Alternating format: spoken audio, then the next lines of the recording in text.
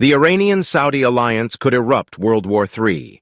News of the reunion between long-standing regional rivals, Saudi Arabia and Iran, sent shockwaves across the world. While this rapprochement is much celebrated by China and some others, it is with utmost insecurity and uncertainty that some significant world powers receive the news. This unexpected announcement happened after 4 days of talks between officials from the two subject nations in China. For years, Saudi-Iran has become an infamous compound word. Let's go back to where it really began. In 2016, Saudi Arabia cut ties with Iran after demonstrators stormed its embassy in Tehran, Iran's capital, in protest over Saudi Arabia's execution of a prominent Shia Muslim cleric. Since then, tension has heightened significantly between the two nations. Consistently supporting rival sides across the Middle East, Saudi Arabia and Iran regarded each other as a threatening power that seeks regional dominance. Apparently, this seeming threat dates back way before the protest at the Saudi embassy.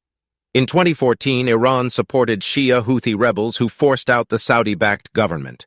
The following year, Saudi Arabia led a devastating air campaign against the Houthis, accusing Iran of helping the Houthis attack it. The two Arab nations have proven to be long-standing rivals. To Saudi Arabia, Iran is a revisionist power that foments unrest in the Middle East through its support for non-state actors in Iraq, Lebanon, Syria, and Yemen.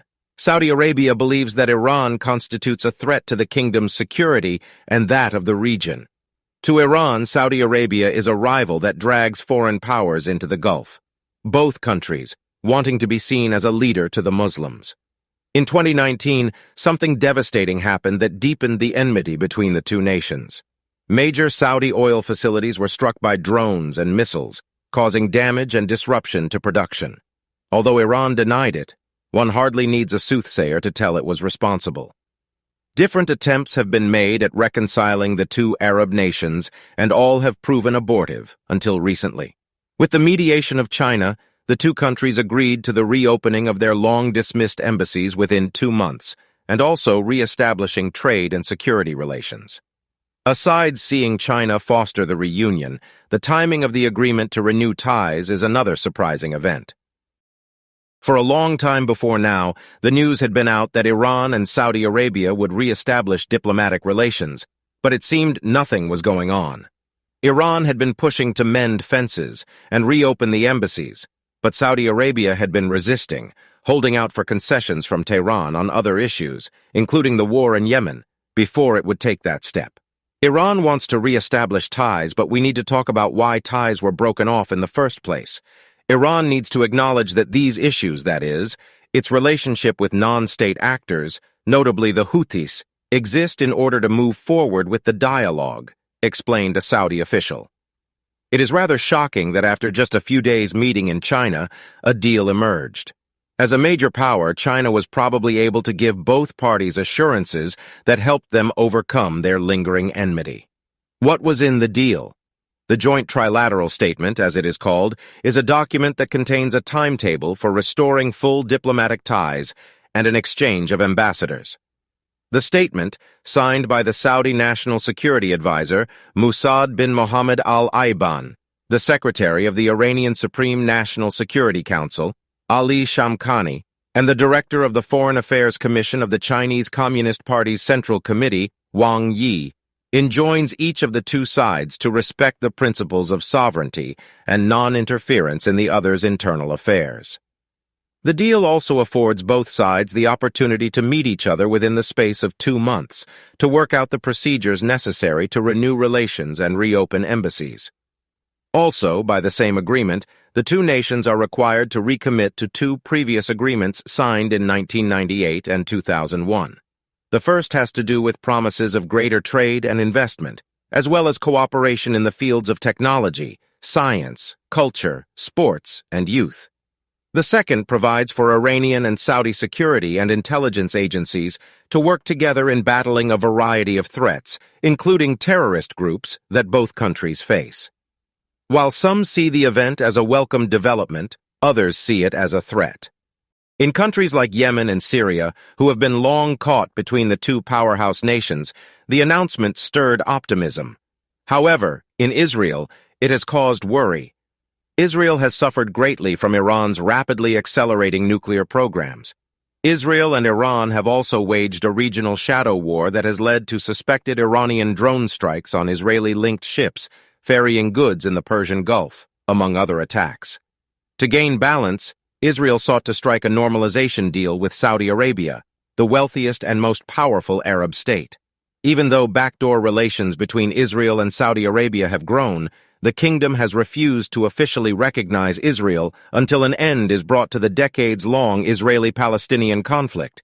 Yet the Israeli governments remained optimistic.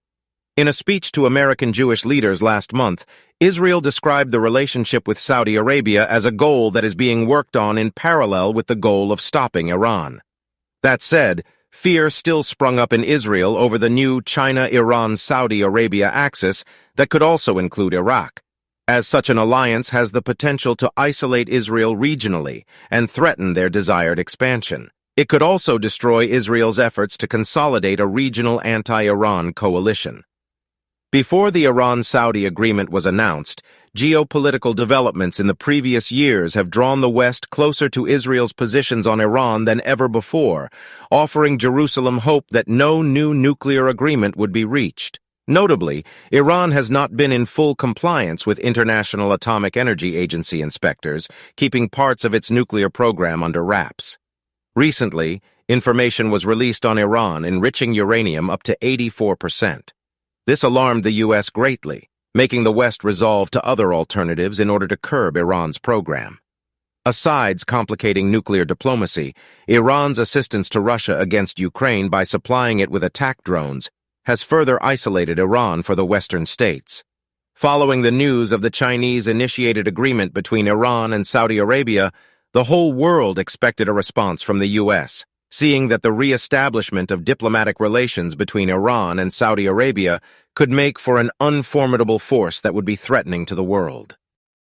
To many American eyes, in the era of great power competition, Saudi Arabia appeared to grant China a major diplomatic victory in a region traditionally seen as within the United States' sphere of influence.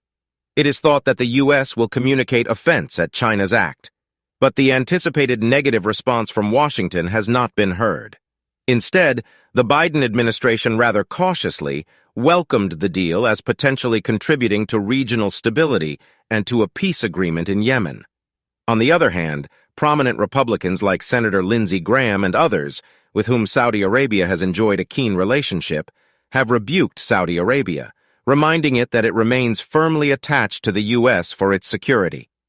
It is quite apparent that the afforded recognition of a more pronounced Chinese role in the Middle East is a major cause of concern to the Western states. It is important to note that Saudi Arabia's embrace of China's involvement did not develop out of nowhere, but was born out of persistent American reluctance, both Democratic and Republican, to keep their security commitments to Arab Gulf partners.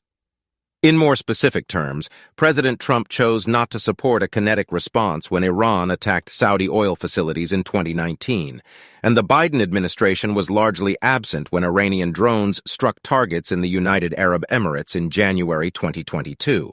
So if the U.S. is incapable, or as it appears, unwilling to curb such Iranian attacks, and American-led diplomacy has failed to stop Iran from achieving near-weapons-grade uranium enrichment, then it is very understandable that Saudi Arabia chose to accept China's assistance.